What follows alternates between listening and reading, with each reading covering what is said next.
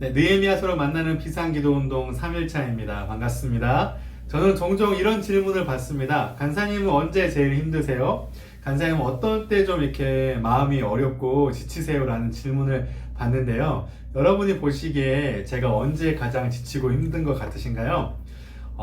사역의 어려움을 맞이했을 때, 결과가 좋지 않을 때, 등등도 저에게 많은 어려움을 주고 지치게 만들겠지만, 결국엔 모든 것을 통틀어서 제가 가장 지치고 힘들 때는 제 마음이 무너졌을 때, 외부의 어떠함과 상관없이 저의 내부가 고갈되고 탈진하고 질서가 어그러졌을 때가 저는 가장 지치고 힘든 것 같습니다. 여러분도 종종 그럴 때가 있으실 것 같은데요. 그럴 때 여러분들은 어떻게 행동하시나요? 오늘 본문은 느헤미야처럼 기도하지 말라라는 제목으로 말씀을 나누고 있는데요. 그렇지만 그거와 조금 역발상으로 느헤미야에서 배울 수 있는 기도의 원리들을 먼저 찾아본 다음에 제가 왜 그런 제목을 잡았는지 이야기해 볼 텐데, 첫 번째 느헤미야에게서 배울 수 있는 기도의 원리가 뭐냐면요, 무너진 마음의 성벽부터 기도로 재건하라는 거예요. 무너진 마음의 성벽부터 기도로 재건하라. 본문 1절부터 3절까지 보시면 산발랏으로 대표되는 이 사단이 느헤미야와 이스라엘 백성들을 어떻게 공격하냐면요, 마음을 공격합니다. 1절에 보시면 느헤미야를 비웃었다라고 이야기하고 있고요. 2절에 보시면 느헤미야와 이스라엘 백성들을 미약한 사람이라고 무시하고 비웃고 조롱하고 있어요. 그리고 그들의 자존감과 자신감을 깎아내리는 거죠. 그리고 3절을 보시면 느헤미야가 재건하고 있는 이 성벽 재건을 보면서 여호가 올라가도 무너지겠다라고 무시하고 있는 거예요.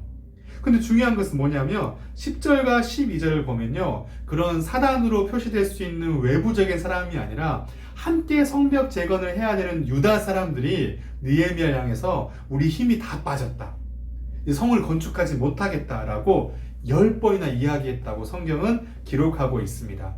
여러분, 우리 가까운 관계에서, 외부적인 상황에서 내 마음을 지치게 하고 마음을 상하게 하고 상처를 입게 만드는 일들이 너무나 많이 있잖아요. 근데 여러분들은 그럴 때 어떻게 행동하시나요? 느헤미야는 어떻게 행동했을까요? 여러분, 느헤미야는요, 마음의 상처와 기도 사이에 간격을 두지 않았습니다. 저 같은 경우는요, 상처를 받으며 굉장히 감정을 소모하고 시간을 허비하고 사람을 찾기도 하고 혼자 질질 끌기도 하고 그것을 잠깐 잊어버릴 만한, 외면하고 회피할 만한 상황으로 저를 숨기도 하는데요. 느헤미야는 어떻게 하냐면요, 1절부터 3절까지 그러한 일들이 있었는데 불구하고 4절에 보시면 곧장 우리 하나님이여 들으시옵소서라고 기도하고 있고요. 7절과 8절에 똑같은 상황이 있는데 9절에 곧바로 우리가 우리 하나님께 기도하며 라고 하면서 기도했다는 거예요. 느헤미야는 마음의 상처 속에서 그것의 시간과 감정의 소모와 허비냄 없이, 외면과 회피 없이 곧장 그것을 기도의 자리로 가지고 가는 사람이었습니다. 여러분들, 우리가 힘들고 마음의 상처를 입을 때 우리가 찾아가야 할 것은 기도의 자리인 줄로 믿습니다. 기도로서 우리의 마음의 성벽이 무너지면서 재건될 때 우리의 삶과 우리의 사역과 공동체도 재건될 줄로 믿습니다. 그러면서 한 가지 더 기도해야 할 것은 뭐냐면요, 우리가 말로 상처받지 않도록 기도해야 돼요. 오늘 본문도 보시면 이 느헤미야가 받을 수 있었던 수많은 마음의 상처의 모든 요인이 어디냐면 말하되 이르기를 말하기를 이야기하면서 사람의 말에서 시작됐어요. 여러분, 우리도 그렇지 않나요? 사람이 내게 쉽게 건네는 말, 공격적인 말, 자극적인 말, 내 마음을 뒤집어 놓는 말, 내 자존심을 깨트리는 말, 우리는 말로 통해서 상처받고 낙심하게 되는 경우가 너무나 많이 있다는 거예요. 근데 여러분, 우리가 그렇게 우리를 둘러싼 사람의 말은 우리가 통제할 수 없어요. 하지만 그 말을 들은 우리 내면은 우리가 통제할 수가 있거든요. 어떻게요? 기도함을 통하여서요. 느헤미야는요, 사람들의 수많은 부정적이고 비관적이고 공격적인 말 앞에서 내면의 단단함으로 그것을 이겨냈어요. 그것을 사람의 말을 마음의 결론으로 삼지 않고 영혼의 풍성한 쿠션을 가지고 그것을 다 통과시켜 버렸어요. 어떻게? 기도함을 통하여. 그래서 여러분들이 기도해야 할 것은 뭐냐면 마음의 상처와 기도 사이에 간격을 두지 않는 것과 동시에 말로 상처받지 않게 해달라고 기도해야 돼요. 그럼을 통하여서 우리 마음에 무너진 성벽이 재건될 역사가 있기를 주님의 이름으로 축복합니다. 그런데 여러분, 여기서 한 가지 질문을 던지고 싶어요. 근데 왜 이렇게 사단은 느헤미야를 괴롭게 했을까요? 왜 이렇게 힘들게 했을까요? 단순히 느헤미야가 지치고 어렵고 힘든 게 즐거워서 그랬을까요? 오늘 본문 11절은 그 이유를 명확하게 기록하고 있는데 역사를 그치게 하리라라고 사단이 이야기하고 있어요. 여러분, 사단의 사명이 뭔지 아세요? 사단의 사명은 우리가 하나님께 받은 부르심과 사명을 중단하는 거예요.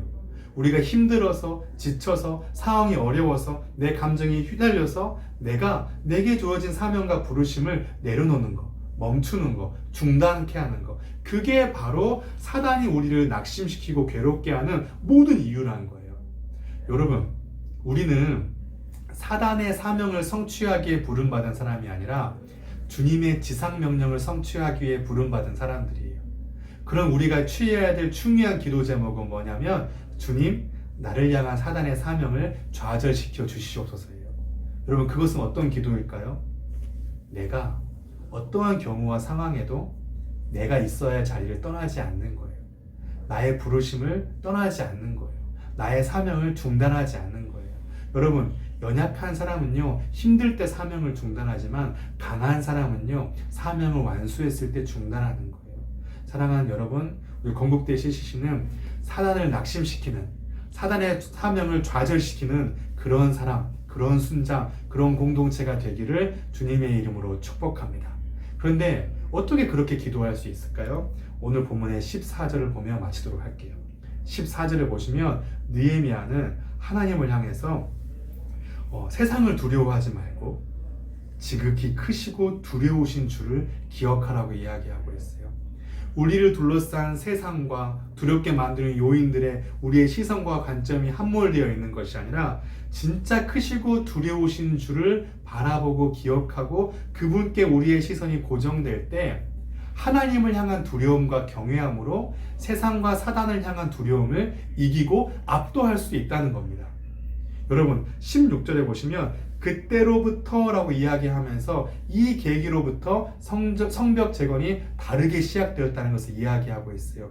여러분, 우리의 삶에 성벽 재건, 새로운 삶의 시도, 도전, 모험, 꿈이 출발하는 그때가 언제냐면요, 우리가 주님을 바라볼 때, 우리를 두렵게 했던 것들에서 눈을 돌려 지극히 크시고 두려우신 주를 바라볼 때 시작되는 겁니다. 그럴 때 우리가 무너진 마음의 성벽을 기도로 재건할 수 있고 사단을 좌절시키는 기도를 실행할 수 있는 겁니다.